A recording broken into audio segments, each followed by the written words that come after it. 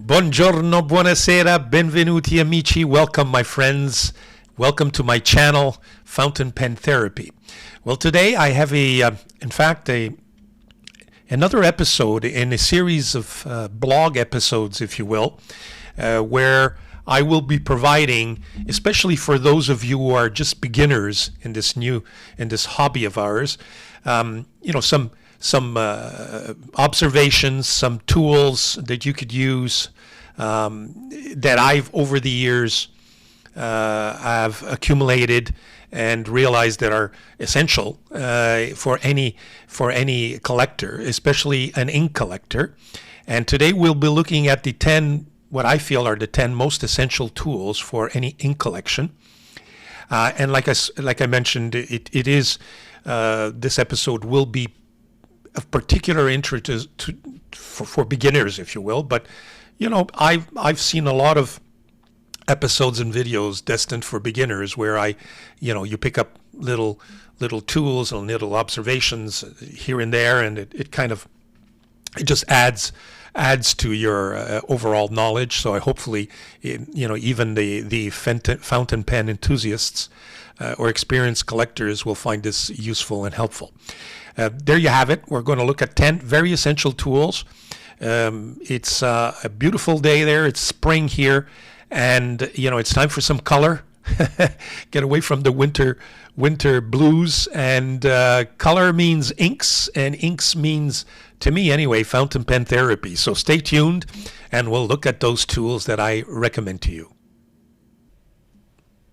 Okay, thank you very much. Welcome back. Okay, I've got all my tools right in front of you on my overhead camera, and we'll try to go through all of them one by one, just to give you a sense of how I use these tools and whether or not they can facilitate your ink collecting. I think I have to start by ink swabs, just because I like to keep track of all my inks. This is my ink journal, and again, all of these tools that I have listed for you here, or that we'll be reviewing, will be listed in the description with a reference where you can purchase them. Okay, and I also invite you to visit my website. I've written a blog on all these tools with a little more information. So if you prefer reading it, you can definitely check out my website. It's in my blog section. So you do your swatches on ink journals, or you could do them on these swab cards that you can purchase, okay, with a ring, and you can attach them, and you can compile them and put them by color. So with the ring, it facilitates comparisons between one color and another. The reason why I've stopped using these cards, and it's not a major criticism. I find that using my Tomo River paper, the ink really jumps at you on this type of paper as opposed to these cards. But there's advantages to both, and there's different permutations and combinations that you can find out there on the internet. I like to use my journal. I have one journal that goes by brand. So I swatch all my brands as I receive them. I have other journals with different color covers for my blue inks, for my red inks, my brown inks, my green inks, etc., etc., etc. So those go by color. But that's just because I enjoy swatching. So how do you do these swatches? How does this get done? Well, the tools that I use are, first of all, I use what this is referred to, I believe they refer to it as a folded brass pen. That's exactly what it is. It's a sheet of brass that's cut up and folded and turned into a sort of a nib. And this I dip into my ink and rub on the paper, and I swatch the paper. The reason why this is really practical is that the ink gets drawn in there, but once I need to wash it, I take a little jar, put some water in it, just dip it in the water, and it washes out beautifully. Okay? Then I just have a little cloth next to me, dry it up, and it's done. Another way that I've seen is you like to use brushes. You dip your brush, you do your swatch, wash it out, just the brushes take a little longer to wash out, and it's a little bit slower, slows you down, but you get a different effect with the brush. Still, other people like to use swabs, ink swabs. That's it. You don't need to worry about water. You dip it in the pen, do your swatching, throw it away, and it's done. Costs a little because you need to get these things, and they have different types of ink swabs. By the way, they have some of the wider ones, which are really with a more of a lengthy arm instead of this little thing. But the advantage with this is they're disposable. You don't need any water. You don't need to wash anything out. You use it, use both sides. When it's done, you throw them in the garbage. That's another alternative as well. So that's the way I do my swatching. Now, when you do your swatching, you do want to, whether it's on a card or whether it's on a journal, you do want to keep track of, write down the name, the brand, and the name of the ink. What I like to use for that, rather than inking a pen for each swabbing, which would take forever, I use glass pen. The advantage with a glass pen is that it's exactly that. It's glass. You dip it. You can wash it out, dry it up, and you're ready for the next ink. The reason this particular one is a collection piece. It's a little difficult to grab hold, so it's not as comfortable, I find, in terms of writing. So what I found this on, I believe it's Etsy. It mimics a pen. So it's a little more comfortable when it comes down to writing, and that's what I use for the writing of the name, the brand, the name, and in this particular journal also the year that I purchased the ink. So those are two writing tools. What you see, the rest of this thing is more calligraphy type of tools. First of all, you can get these things in different sizes. Okay, this is a 3.8 millimeters, so it's quite wide, as you can see. Or you can get them in 1.5, you can get them in 3, 3.8, etc., etc. So they become very, very useful.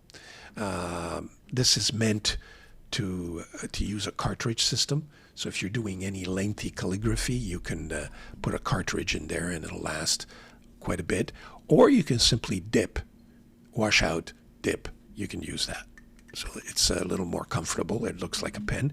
These are what they refer to as automatic pens. And what these do, what you can tell here is that first of all, different sizes. The ink gets drawn in there, okay? It gets trapped in there and you can, it's a dipper. You dip and you wash out, dip and wash out. And you can have some with the indentations that give you these sharp lines. Okay, and you can, of course, get different sizes. So your line can be very wide, very artistic, and often used in calligraphy. Sometimes I like to use those for my swatches as well. So I think we've covered the tools, the swatching journal. These are the tools that you use. Now, what else do we have? Well, first of all, when you ink a pen, not all pens have the drawing mechanism or the converter or the cartridge. Some of them are what they refer to as eyedroppers. And the eyedropper is just a simple barrel. You need to fill the barrel with ink. So how this one works, this is a Moonman C1, I believe. You see the ink is in there. Now the question is, how do I get the ink in there? Well, that's where my syringes and my pipettes come in. Just give me a second. So this is where I use either a syringe to draw the ink and then, push it back into the barrel. And some of them have mechanisms in the barrel itself, so that if you want to go behind the mechanism, that's where this syringe becomes very, very useful. Otherwise, if it's an open barrel like that one, you can just suck up your ink with this and just draw it in. Very disposable, or you keep them, wash them out, they last forever. This is a little more elaborate one. It's made out of glass, but again, a pipette. I believe I got this with one of the pens I purchased. It came with it. So that's to draw the ink.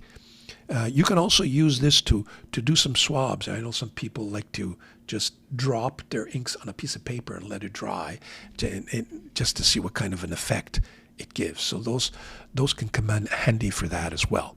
What else do we have here? Well, on the side here, you can see that I have a shelving unit.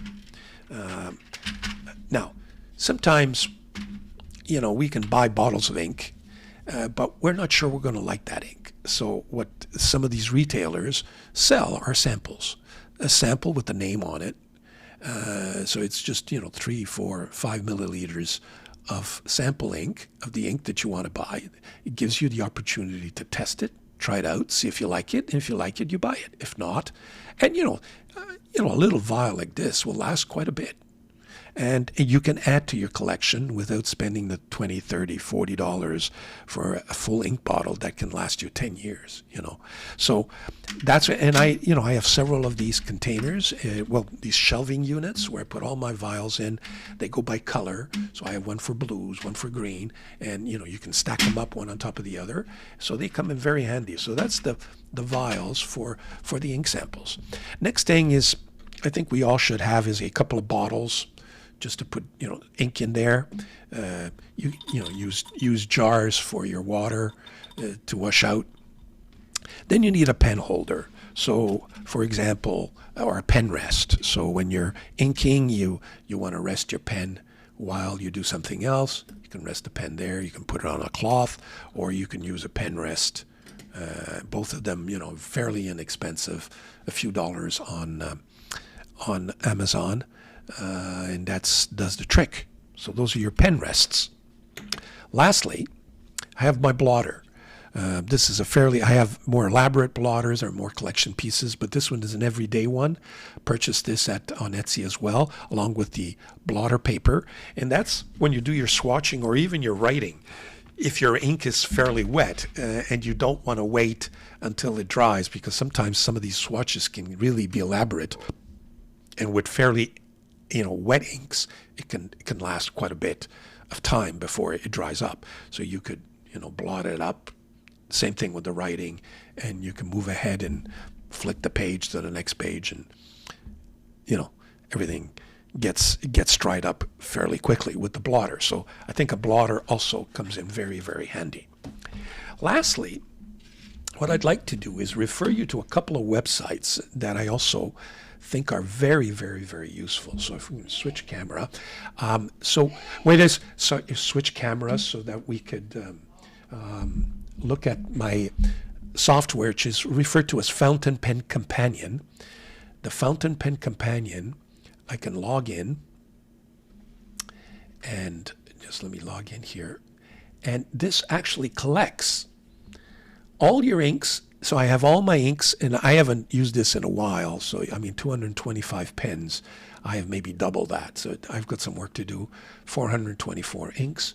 So when you click on your ink, it will give you all the inks that you have in your collection. The beautiful thing about this is that it has a database. So sometimes all you need to do is type 3 and the letter O, and it'll know it's 3 oysters. And then you can choose the ink, so you don't need to type out fully the name of the ink. You can then categorize it, whether you have a bottle or a sample. The color it'll propose the color for you because it knows the ink already. You can then indicate whether you've swabbed it or not, whether you've used it, and there's other options. So I think this is a great little piece of software. It's free. I believe last time I checked it was free. Same thing goes for your pens. Your pens, you can add in all the pens, the model, the brand, the model, the nib, the color of the pen, any comments that you may have. Okay, so again, a very, very handy site in my opinion. The next thing is, it's a software, but it's internet driven. Okay, now the next tool that I'd like to show you, just bear with me here, is this is just my blog that I've written out, and there are a few sites that I've listed in my description that I think are very useful. The first one, and I think it's probably the most my favorite, is Mountain of Ink. Now what this does, what this person has managed to do over the years is 2,100 inks. He or she has got them, I forget if it's a he or she, got them categorized by the type of ink, in other words, a low sheen, a tiny sheen, a shimmer ink, or it's got it by brand. And then, you click, or by color.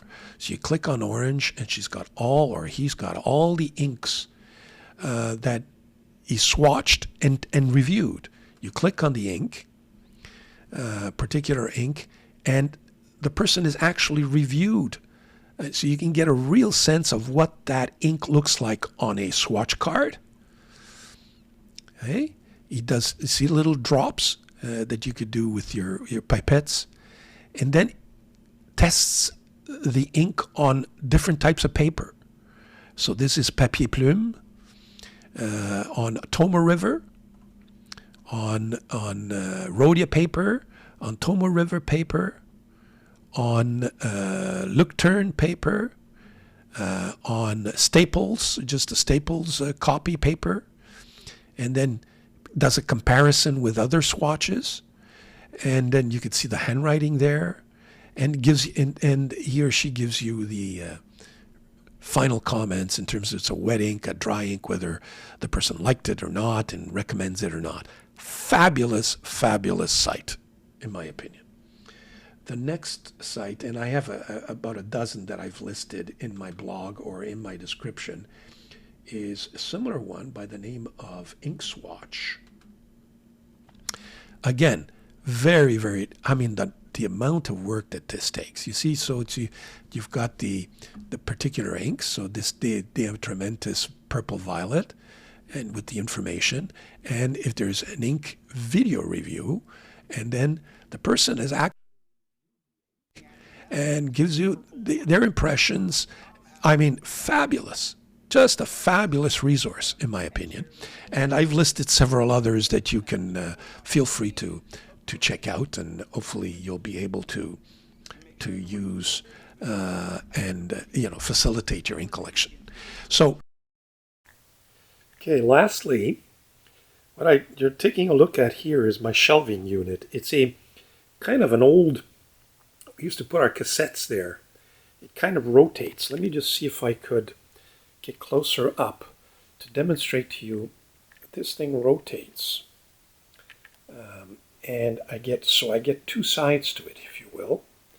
Okay, and it's a beautiful storage unit. So you see I've got all my inks there, different, going by colors, and I get two sides to it, and there's adjustable shelves that compensates for different sizes of bottles, and I keep my ink collection that way. Hope that's useful.